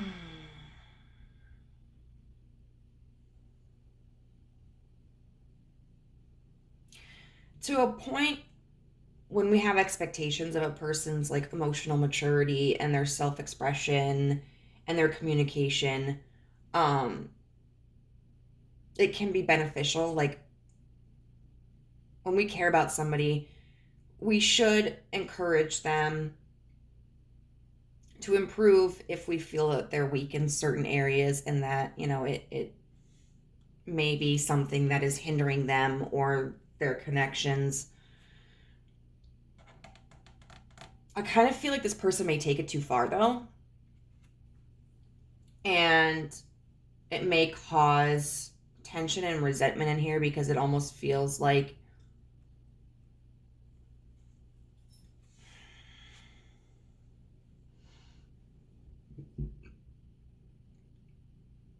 at some point,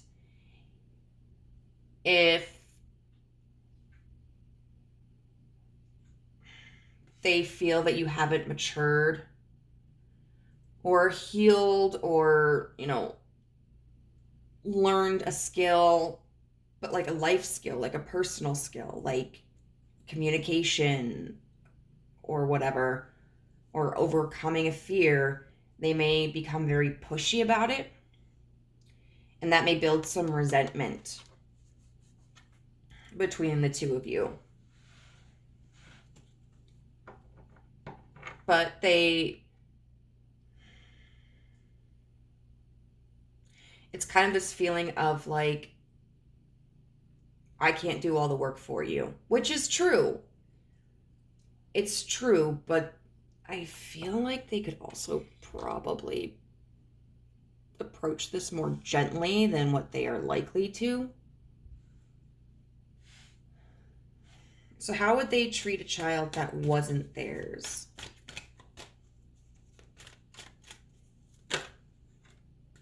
Oh, you know what? I've kind of done this. That's one thing I've really had to kind of learn to step back, is how to stop being bossy, because I've been involved with several men who didn't have like healthy coping skills or struggled with addiction or something, and this is just like beating a dead horse. It never works out. So we've got the King of Pentacles for how they would treat a child that wasn't theirs.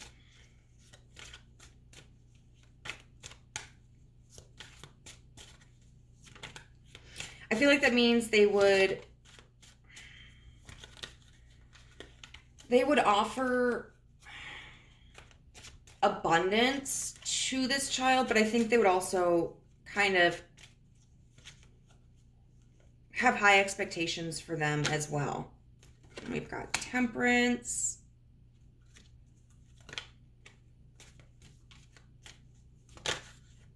And then the Ace of Swords.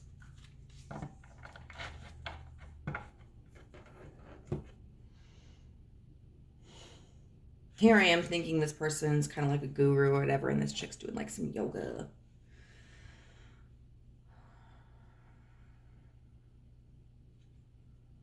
So this person is going to expect like a level of responsibility of this child, but I feel like they would do it in an age-appropriate way, that they would have more patience with a child than they might say you. I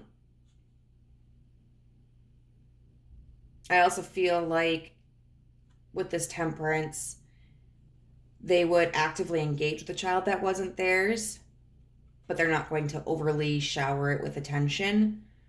They're going to spend time with the child, they're going to spend time with you, they're going to spend time by themselves.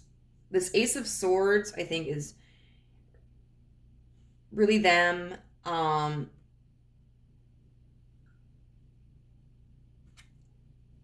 expressing themselves and encouraging expression of this child, and also being very open and honest with them and kind of like mentoring them a little bit.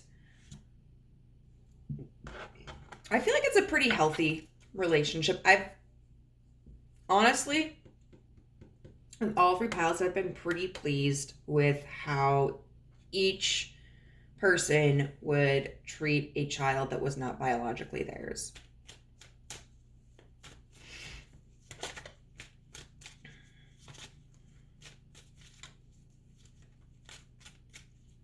And how would they treat a child that was biologically theirs? The Two of Pentacles in reverse. So there would be an imbalance. The Seven of Pentacles. In reverse.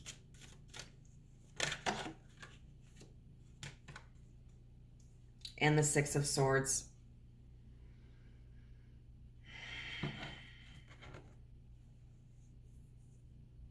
Okay.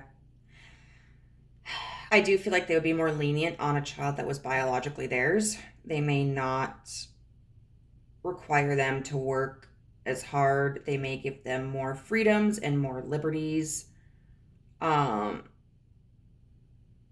With this Two of Pentacles in reverse, they may not establish as strongly that they are an authority figure to a child that was biologically theirs as they would to a child that wasn't biologically theirs. And then with the Six of Swords, I feel like, yeah, to an extent, they would treat them better than they would treat a child that was not biologically theirs. But I also feel like this is an energy of being somebody who offers comfort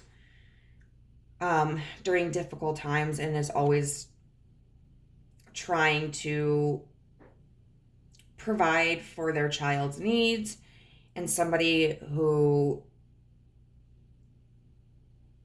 I guess, even though they may not want to, or they may have limits about the support they offer somebody else for their own child, they may be willing to kind of do life's work for them. You know, so if a child gets into trouble at school, trying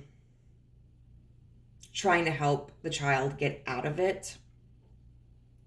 It could also be, instead of that or alongside that, that they really try to teach this child that no matter what happens, there's always something greater ahead. So this is kind of mixed energy. They're definitely, I think, will be some challenges.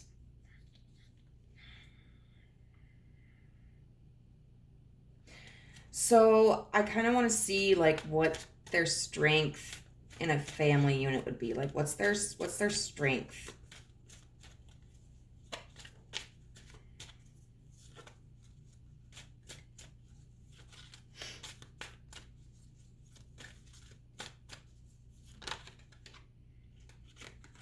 The Page of Swords in reverse.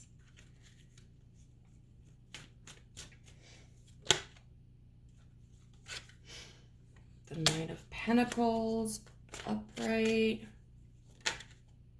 And the Six of Cups.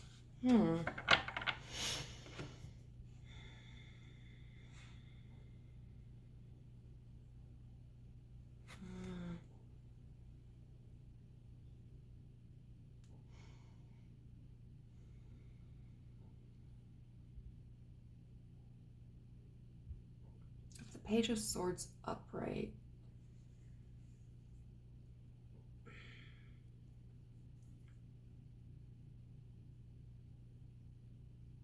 Starting.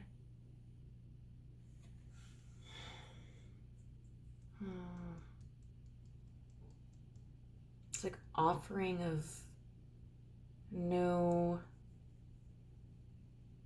communication. Yeah, I guess. Yeah, okay, I could see this. So if we're looking at the Page of Swords in reverse, their communication and their thought processes could be very consistent. So they're not somebody who's going to be changing their mind every other second. They're definitely not somebody who is trying to appease anybody. Thus, they're not trying to tell anybody what they want to hear. They've got certain ways of communication that they've established, and they've got certain ideas that they've established, and they stick pretty hard to those. The Knight of Pentacles is, they offer stability. Once again, very consistent. and really interested in moving forward. And the Six of Cups just makes me think again of what we talked about up here, is sharing their past. I mean, we've got this woman who is, I mean, she's probably with her younger self right there. That's what they allude to. But you could also see this as like children, you know, sharing their cup with the children, sharing their experiences, but also being very endearing towards them. So we're going to look now at what advice we have for you here. So we have inspired idea. Number 21, recognize despair as an opportunity. Within it, you will find the gift of awakening. And then this card, values and beliefs. So with this inspired idea, I have this impression of just like really getting out there and having fun. These make me think of hills, you know, like traveling to the plains or traveling over somewhere to Europe. And we've got these cool, funky looking glasses. But this is also a card that is giving you permission to take action. If there's something that you feel called to do or pulled to do, then the universe is really guiding you to take that opportunity. With these cards, I feel that maybe you might be a person who has a lot of deep wounds of your own and may feel insecure or pessimistic, physically or mentally drained. And I think that this is really the perfect time for you to take time for yourself and go out and do something fun. You can do it with others or you can do it with yourself, but something that really makes you feel good. And then we have recognize despair as an opportunity. Within it, you will find the gift of awakening. And so if you are in a difficult position, your pain, whatever you're feeling, is 100% valid. But it's not a place where we want to stay. We don't want to stay miserable. We don't want to stay sad. We don't want to stay angry. And if we don't actively work on pulling ourselves up out of those moods, it's very easy to become entrapped in those types of mentalities. And so this is really a call, if you're struggling with something, for you to work through that and like consciously, you know, process those emotions. Oh, excuse me. Don't lie to me, body. I know that you're not anywhere near ready for sleep.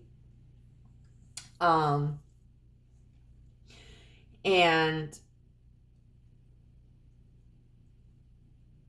begin the process of healing those wounds. You know, you might do meditation. You might go see a counselor or a therapist. You might do some journaling, whatever. Like, you could even go like fishing and just sit there and talk to yourself and just kind of talk yourself through your traumas and learn about them, understand them, but not dwell on them. Instead, turning it around to look as an opportunity to heal. Like, what can I do to resolve this issue within me? And that's something that certainly takes time.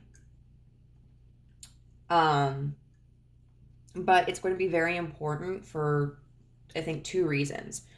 For one, if this is somebody that you're with or that, you know, might be coming into your life, I think you're definitely going to want to do the healing journey for yourself. This person doesn't seem like a bad person. In fact, I mean, these areas kind of make me think of myself in the past. So maybe that's why. But I promise I've been working on my healing too. I try not to be as critical. But this may be a call for you to do some really intense healing on yourself if this is a connection that you want to work out. And, you know, if this is someone that you are with or that you're interested in, and you have feelings for them, that may be the case where you want to work things out. And so this might be just like a, hey, you know, it's really going to benefit you in your relationship if you do begin the healing process. If this is somebody that comes into your life who, you know, you meet and kind of develop feelings for, you may want to start the healing process as you get to know them, so that if it were to develop into anything deeper, you've already begun that journey, and it's not going to, your trauma won't impact, like your wounds won't impact this relationship as negatively. Which, I mean, is to be expected. Like when we have traumas and when we have wounds that are unhealed, especially ones that have been setting with us for decades, it's going to come out in our relationships sometimes. And it's inevitable, but it's a matter of what we do after that, especially. Like, you know, if we can't heal everything at once. And so shit's going to come to the surface. And hopefully we have a partner who is understanding of it, given the circumstances. And then we have to dedicate ourselves to coming up with a solution. However, I think this also is encouraging you to begin the healing process, because if this sounds like somebody you're with and you're kind of not feeling it anymore, or if it sounds like somebody you wouldn't want to be with, then healing yourself, beginning that process, is going to allow you the opportunity to better disconnect from an energy like this. Because someone like this, it would be very easy to get attached to if we felt that they were a very healing presence and we felt wounded. But what's the relationship going to be between the two of you without your wounds? Like, what do you guys have in common? What do you like about each other? So putting yourself in a position where you heal is also putting yourself in a position where you can protect your energy if a connection is no longer serving you or isn't something that you're interested in. And then we have this last one with values and beliefs. At the end of Harry Potter and the Deathly Hallows Part 2, Harry snaps the Elder Wand, the most powerful wand in the world, in two. And, you know, Harry was nervous that as long as the Elder Wand continued to exist in functioning form, that people would attempt to retrieve it and use it for nefarious purposes. And so he made the decision, because he was the only one who could, to break it in half and destroy it. Even, like, he could have even had it, but he didn't want all that power. So what I think primarily this card is talking about is about your decision of healing. You were the only one who can break your cycles. Like Harry was the only one who could break the Elder Wand. And you can either choose to, like, use your wounds against yourself, which is just kind of staying in a negative mind frame, or you can choose to heal them. And by healing them, nobody else can hold that against you either. Not really. And so at the end of the day, the decision is yours to make, but it's in your benefit to really nurture yourself and care for yourself and focus on healing whatever wounds you have. So I hope this was of some benefit to you, pile number 3. If it was, if you resonated with it at all, let me know in the comments down below how. I would love to hear from you, and I wish you all the best on your journey. Um, you do deserve to feel inspired, and you deserve to be all sunshiny and whatnot. So have a wonderful day. Bye.